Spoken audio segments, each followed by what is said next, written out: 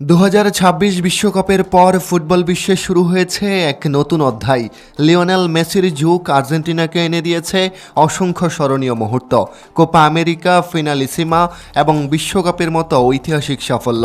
কিন্তু সময়ের নিয়মে প্রতিটি কিংবদন্তির পথ একদিন শেষ হয়, আর তখনই শুরু হয় নতুন নায়কদের গল্প। এখন প্রশ্ন একটাই, 2030 বিশ্বকাপের আর্জেন্টিনার জার্সি গায়ে কারা নেতৃত্ব দেবে? কারা হবে ভবিষ্যতের সেই তারকা যারা আবারও বিশ্বমঞ্চে আকাশী সাদা পতাকা উড়াবে? আজকের ভিডিওতে আমরা দেখব 2030 সালের সম্ভাব্য আর্জেন্টিনা জাতীয় দলের সেরা একাদশ। জানবো তারা বর্তমানে কোন ক্লাবে খেলছেন, জাতীয় দলে তাদের সম্ভাব্য ভূমিকা কি, ভবিষ্যতে কতটা বড় তারকা হয়ে উঠতে পারে তারা, এবং 2030 বিশ্বকাপে তাদের কাছ থেকে ঠিক কী ধরনের পারফরম্যান্স আশা করা যায়। তাহলে চলুন শুরু করা যাক ভবিষ্যতে আর্জেন্টিনার একাদশ নিয়ে আমাদের আজকের এই বিশেষ আয়োজন। থাকুন একদম শেষ মুহূর্ত পর্যন্ত। 1 নম্বরে আছে গোলরক্ষক সান্তিয়াগো বেলত্রান। আর্জেন্টিনার নতুন প্রজন্মের সবচেয়ে প্রতিশ্রুতিশীল গোলরক্ষকদের একজন তিনি। দুর্দান্ত রিফ্লেক্স, দ্রুত সিদ্ধান্ত নেওয়ার ক্ষমতা, এক বনাম এক পরিস্থিতিতে অসাধারণ সেভ এবং আত্মবিশ্বাসী বল কন্ট্রোল ইতিমধ্যেই তাকে আলোচনায় নিয়ে এসেছে। বর্তমানে তিনি রিভার প্লেটের হয়ে খেলছেন এবং ইউরোপের বেশ কয়েকটি বড় ক্লাবের নজরে রয়েছেন। 2030 সালের তার সম্ভাব্য বয়স হবে 25 থেকে 26 বছর, যা একজন গোলরক্ষকের কেরিয়ারের বিকাশের জন্য আদর্শ সময়। এমিলিয়ানো মার্টিনেজের উত্তরসূরি হিসাবে তাকে অনেকেই সবচেয়ে শক্তিশালী দাবিদার মনে করেন। যদি ধারাবাহিক উন্নতি বজায় রাখতে পারেন, তাহলে আগামী এক দশক আর্জেন্টিনার গোলপোস্ট নিরাপদ রাখার দায়িত্ব তার কাঁধেই থাকতে পারে। 2 নম্বরে সেন্টার ব্যাক ক্রিস্টিয়ানো রোমেরো। বর্তমান বিশ্বের সবচেয়ে সেরা ডিফেন্ডার হিসেবে নিজের অবস্থান তৈরি করেছেন তিনি।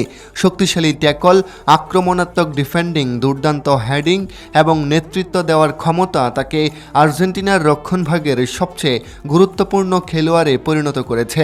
2030 সালে তার বয়স হবে প্রায় 32 বছর। তখন তিনি দলের সবচেয়ে অভিজ্ঞ ডিফেন্ডার হিসেবে তরুণদের নেতৃত্ব দেবে। বড় ম্যাচে তার নির্ভীক মানসিকতা এবং লড়াকু চরিত্র আর্জেন্টিনার রক্ষণকে আরও শক্তিশালী করে তুলবে। 3 নম্বরে লিসান্দ্রো মার্টিনেজ। উচ্চতায় তুলনামূলক খাটো হলেও আধুনিক ফুটবলে তার গুরুত্ব সবচেয়ে বেশি। দুর্দান্ত পজিশনিং, নিখুঁত ট্যাকল, আক্রমণ গড়ে তোলার জন্য পেছন থেকে সঠিক পাস এবং বল নিয়ে আত্মবিশ্বাসী খেলার কারণে তিনি বিশ্বের সেরা বল প্লেয়িং ডিফেন্ডারদের একজন। 2030 সালে তার বয়স হবে 32 থেকে 33 বছর। রোমেরোর সঙ্গে তার বোঝাপড়া ইতিমধ্যেই আর্জেন্টিনার অন্যতম বড় শক্তি। অভিজ্ঞতার সঙ্গে এই জুটি যদি সুস্থ থাকে, তাহলে বিশ্বকাপেও প্রতিপক্ষের জন্য বড় চ্যালেঞ্জ হয়ে উঠবে। 4 নম্বরে রাইট ব্যাক ভ্যালেন্টিন বার্কো। যদিও তিনি স্বাভাবিকভাবে বাম দিকেও খেলতে পারেন, তবে আধুনিক ফুটবলে দুই পাশেই সমান দক্ষতার কারণে তাকে যে কোনো ফুলব্যাক পজিশনে ব্যবহার করা সম্ভব। অসাধারণ গতি, ড্রিবলিং, ক্রসিং এবং আক্রমণে ওঠার ক্ষমতা তাকে আলাদা করেছে। 2030 সালে তার বয়স হবে 26 বছর। যদি নিজের উন্নতির ধারা ধরে রাখতে পারেন, তাহলে বিশ্বের অন্যতম সেরা আক্রমণাত্মক ফুলব্যাক হিসেবে নিজেকে প্রতিষ্ঠিত করতে পারবেন। 5 নম্বরে লেফট ব্যাক ফাকুন্দো মেদিনা। শারীরিক শক্তি, কঠোর ডিফেন্স, ট্যাকলিং এবং বহুমুখী খেলার জন্য তিনি কোচদের অন্যতম ভরসার নাম। প্রয়োজনে সেন্টার ব্যাক হিসেবেও খেলতে পারেন। 2030 সালে তার সম্ভাব্য বয়স হবে 31 বছর। অভিজ্ঞ এবং স্থির মানসিকতার কারণে তিনি দলের রক্ষণভাগে ভারসাম্য এনে দিতে পারেন। 6 নম্বরে সেন্ট্রাল ডিফেন্ডার এনজো ফার্নান্দেস। 2022 বিশ্বকাপের সেরা তরুণ খেলোয়াড় হওয়ার পর থেকেই তিনি নিজেকে বিশ্বের অন্যতম সেরা মিডফিল্ডার হিসেবে প্রতিষ্ঠিত করেছেন। ম্যাচের গতি নিয়ন্ত্রণ, নিখুঁত পাসিং, দূরপাল্লার শট এবং রক্ষণ থেকে আক্রমণে বল নিয়ে যাওয়ার ক্ষমতা তাকে আর্জেন্টিনার মিডফিল্ডের হৃদয় বানিয়েছে। 2030 সালে তার সম্ভাব্য বয়স হবে 29 বছর, যা একজন মিডফিল্ডারের ক্যারিয়ারের সেরা সময় হিসেবে ধরা হয়। 7 নম্বরে আছে অ্যালেক্সিস ম্যাকঅ্যালিস্টার। আক্রমণ এবং রক্ষণের মধ্যে সংযোগ তৈরি করার ক্ষমতার জন্য তিনি অসাধারণ। কঠিন ম্যাচে ঠান্ডা মাথায় খেলা, সঠিক সিদ্ধান্ত নেওয়া এবং সুযোগ তৈরি করার ক্ষমতা তাকে আর্জেন্টিনার সবচেয়ে নির্ভরযোগ্য মিডফিল্ডারদের একজন বানিয়েছে। 2030 সালে তার সম্ভাব্য বয়স হবে 31 বছর। অভিজ্ঞতার কারণে তিনি দলের অন্যতম গুরুত্বপূর্ণ নেতা হিসেবেও ভূমিকা রাখতে পারেন। 8 নম্বরে থিয়াগো আলমাদা।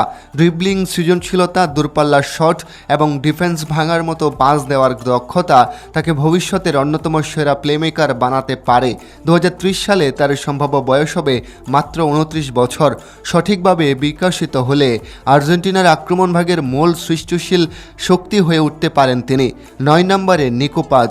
রিয়াল মাদ্রিদের একাডেমি থেকে উঠে আসা এই প্রতিভাবান ফুটবলার ইতিমধ্যে ইউরোপে নিজের সামর্থ্যের প্রমাণ দিতে শুরু করেছেন। অসাধারণ বল কন্ট্রোল, নিখুঁত পাসিং, দূর থেকে গোল করার ক্ষমতা এবং ম্যাচ পড়ার দক্ষতা তাকে বিশেষ করে তুলেছে। 2030 সালে তার সম্ভাব্য বয়স হবে মাত্র 25 বছর। অনেকেই মনে করেন ভবিষ্যতে তিনি আর্জেন্টিনার অন্যতম বড় সুপারস্টারে পরিণত হতে পারেন। 10 নম্বরে আছে ক্লাউদিও এচেভেরি। অল্প বয়সেই অসাধারণ ড্রিবলিং, গতি, সৃজনশীলতা এবং প্রতিপক্ষকে কাটিয়ে এগিয়ে যাওয়ার ক্ষমতার জন্য অনেকেই তাকে নতুন মেসি বলে ডাকেন। যদিও কোনো খেলোয়াড়ের সঙ্গে মেসির তুলনা করা সহজ নয়, তবুও তার প্রতিভা নিয়ে ফুটবল বিশ্বের প্রত্যাশা অনেক। 2030 সালে তার বয়স হবে মাত্র 24 বছর।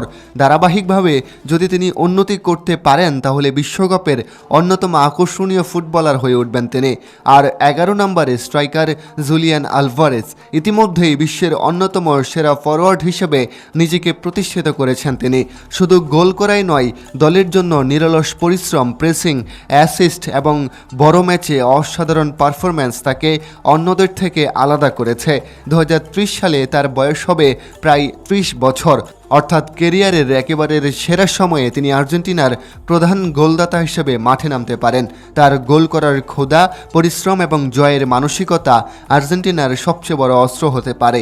সবশেষে বলা যায়, এই সম্ভাব্য একাদশে যেমন রয়েছে Romero, Lisandro Martinez, Enzo Fernandez, Mac Allister এবং জুলিয়ান আলভারেজের মতো বিশ্বমানের অভিজ্ঞ ফুটবলার, তেমনই রয়েছে নিকো পাস, ক্লাউদিও এচেভেরি এবং সান্তিয়াগো ভ্যালেট্রানের মতো ভবিষ্যতের সুপারস্টার হওয়ার সম্ভাবনাময় তরুণরা। যদি এই অভিজ্ঞ ও তরুণদের মিশ্রণ প্রত্যাশা অনুযায়ী বিকশিত হয়, তাহলে 2030 সালের বিশ্বকাপে আর্জেন্টিনা আবারও শিরোপার অন্যতম বড় দাবিদার হয়ে উঠতে পারে। এখন দেখার বিষয়, মেসির পরবর্তী এই নতুন প্রজন্ম কি সত্যি ইতিহাসের আরেকটি সোনালী অধ্যায় লিখতে পারে, নাকি ফুটবল বিশ্ব নতুন কোনো চমকের সাক্ষী হতে যাচ্ছে। একটি বিষয় নিশ্চিত, 2030 সালের বিশ্বকাপে আর্জেন্টিনার এই দলটির দিকে থাকবে চেয়ে পুরো ফুটবল বিশ্ব। তবে 2030 সাল এখনও অনেক সময় পর আসতে যাচ্ছে।